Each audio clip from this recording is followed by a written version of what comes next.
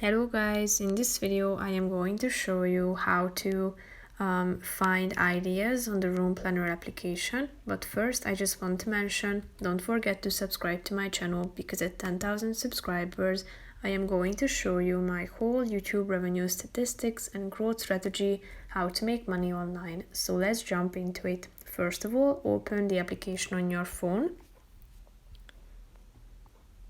Tap on the Find Ideas button down below, which is the second option.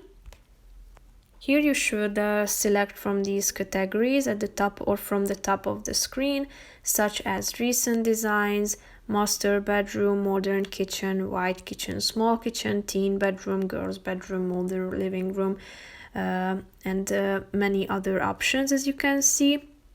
So tap on the relevant one that you are interested in, and after that you will be able to select from these ideas. If you scroll down, you can see many artists and users of the application who have created these plans.